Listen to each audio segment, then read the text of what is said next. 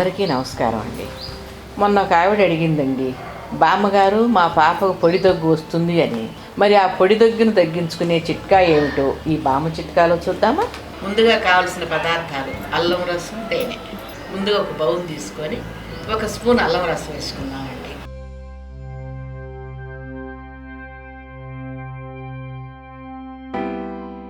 అలాగే 1 స్పూన్ తేనె కూడా వేసుకొని బాగా కలుపుకోవాలండి.